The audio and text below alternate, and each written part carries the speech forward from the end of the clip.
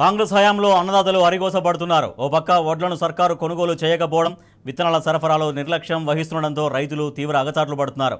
సిద్దిపేట జిల్లా దుబ్బాక నియోజకవర్గంలో జీలుగు, పత్తి విత్తనాల కోసం క్యూ లైన్లో నిల్చోవాల్సిన దుస్థితి ఏర్పడింది. విత్తనాల విషయంలో డిమాండ్ తగ్గ సరఫరా లేకపోవడంతో 10 ఏళ్ల కిందటి పరిస్థితులు కొట్టొచ్చినట్లు కనిపిస్తున్నాయి.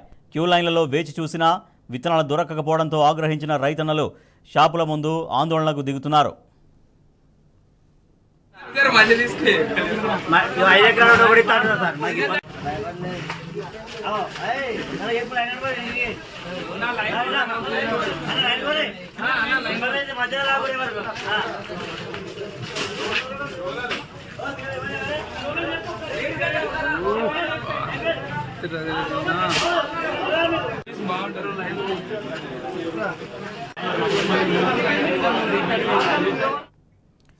సిద్దిపేట జిల్లా దుబ్బాక నియోజకవర్గంలో జీలుగు, పత్తి విత్తనాల కోసం క్యూ లైన్లో రైతులు గంటల కొద్దీ నిల్చోవాల్సిన దుస్థితి ఏర్పడింది. ఎన్ని గంటలు వెయిట్ చేసినా అక్కడ విత్తనాల సరఫరా లేకపోవడంతో రైతన్నలు తీవ్ర ఆగ్రహం వ్యక్తం చేస్తున్నారు. మరింత సమాచారాన్ని మా ప్రతినిధి రంగాచారి అందిస్తారు. రంగాచారి, అక్కడ రైతులకు సరిపడా విత్తనాలు ఎందుకు సరఫరా చేయలేకపోతున్నారు? Good morning Rajesh.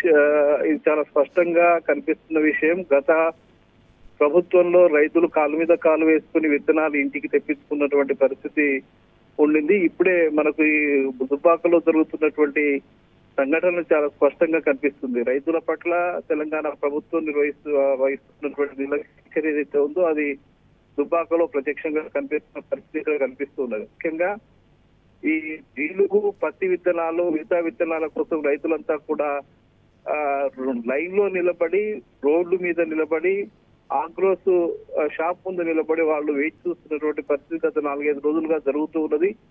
అయితే గత ప్రభుత్వం ఏ రోజుకా రోజు ఇంతకు ముందు ఏదైతే ఎంత అవసరమైతే ఉంటుందో అటు ఎరువులు కావచ్చు, విత్తనాలు కావచ్చు, మిగతా రైతులకు ఏ పంటలకు సంబంధించిన అవసరాలు ఉంటాయో వాటన్నిటినీ కూడా ముందుగానే సమకూర్చి పెట్టేటువంటి పరిస్థితి ఉండింది. అంటే ఒక నెల రోజులు ముందుగానే వ్యవసాయ పనులకు సంబంధించి వచ్చే వ్యవసాయ కాలానికి సంబంధించిన అవసరాలన్నీ ముందుగా స్టాక్ పెట్టుకుని అటు ఎరువుల బస్తాలు కావచ్చు, ఇటు విత్తనాలు కావచ్చు అన్ని కూడా సిద్ధంగా ఉంచేటువంటి పరిస్థితి గత 10 సంవత్సరాల ప్రభుత్వంలో తెలంగాణ రాష్ట్రం ఏర్పడిన తర్వాత గత ముఖ్యమంత్రి ఏదైతే రైతులకు అన్ని అందుబాటులో ఉంచి ఇవ్వడం జరిగింది. కానీ ఈ సంవత్సరం మనం ప్రత్యక్షంగా చూస్తూ ఉన్నాం. ఇప్పటి వరకు కూడా అంటే వ్యవసాయ పనులకు రైతులు సిద్ధమవుతున్నారు. మరి కొద్ది రోజుల్లోనే తొలకరి వర్షాలు పడేటువంటి పరిస్థితి ఉంది. ఒక వర్షం పడగానే రైతులంతా కూడా వాళ్ళు ఏవైతే పంటలు వేస్తారో వాటికి సంబంధించిన విత్తనాలన్నింటినీ కూడా సిద్ధం చేసుకుని వెంటనే విత్తనాలు వేసేటువంటి పరిస్థితి ఉంటుంది. కానీ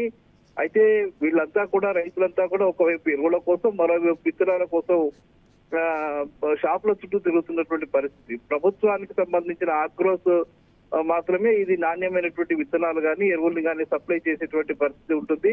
ప్రభుత్వం ఆ ఆగ్రోస్ సంస్థ ద్వారా వాటిని సప్లై చేయాల్సి ఉంటుంది. అందులో అవసరమైనటువంటి స్టాక్స్ అంతా కూడా సిద్ధంగా ఉంచి రైతులకు ఇవ్వాల్సి ఉంటుంది. అయితే వాళ్ళు చెప్తున్న విషయం ఏంటంటే, నేను గత 2-3 రోజులుగా మన కార్యాలయం చుట్టూ తిరిగిపోతున్నా, ఆగ్రోస్ కార్యాలయం తిరిగిపోతున్నా కూడా ఒక్క విత్తనాలకు సంబంధించిన కానీ ఎరువులకు సంబంధించిన కానీ బస్తాలు ఇవ్వడం లేదని చెప్తున్నారు.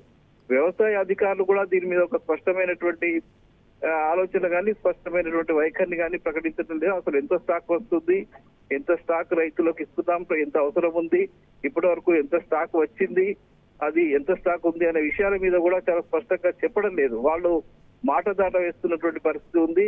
ఒక అధికారిని మనకు తెలిసిన అడిగితే మాత్రం కేవలం ఈ రోజు 125 బస్తాలు మాత్రమే వచ్చింది. దాదాపు 600 బస్తాల వరకు రావాల్సి ఉన్నటువంటి విత్తనాలు కానీ ఎరువులు కానీ ఇవి కేవలం 100-125 సంబంధించిన స్టాక్ మాత్రమే వచ్చింది. ఫలితంగా రైతులంతా కూడా ఇబ్బందులు ఎదుర్కొంటున్న పరిస్థితి ఉందని మాత్రం చెప్తూ ఉన్నారు. అయితే ఈ రోజు మాత్రం ఆగ్రోస్ కార్యాలయం ముందు ఈ విత్తనాల కోసం, ఎరువుల కోసం దాదాపు 300 మంది రైతులు రోడ్డు మీద నిలబడి ఎర్రటి ఎండలో వాళ్ళు వేచి చూస్తున్నటువంటి పరిస్థితి. ఆ పరిస్థితిని చాలా సేపటి నుంచి వెయిట్ చేసి రైతులంతా కూడా విసిగిపోయి వాళ్ళ ఆందోళనకు దిగినటువంటి పరిస్థితి దుబ్బాకలో ఏర్పడింది. ఆ ఫలితంగా పెద్ద ఎత్తున రైతులు ఆందోళనకు దిగి ప్రభుత్వానికి వ్యతిరేకంగా ప్రశ్నిస్తున్నటువంటి పరిస్థితి. గత కేసీఆర్ ప్రభుత్వం ఉన్నప్పుడు మాత్రం ఇట్లాంటి పరిస్థితి లేదు. ఈ ప్రభుత్వం వచ్చిన తర్వాత రైతులకు అనేక ఇబ్బందులు పెడుతుంది. ఒకవైపు రైట్. తాగునీటి విషయంలో ఇబ్బంది, మరోవైపు ఇట్లా రైతులు ఎరువులకు సంబంధించి విత్తనాలకు సంబంధించి కూడా ఇబ్బంది పెడుతుందని చెప్పి రైతులు ఆందోళన వ్యక్తం చేస్తున్న పరిస్థితి దుబ్బాకలో కనిపిస్తుంది. మొత్తంగా సిద్దిపేట జిల్లాలో కూడా ఇదే పరిస్థితి ఉన్నట్టుగా మనకు సమాచారం ఉంది. Rajesh. Right. Thank you Rangachari.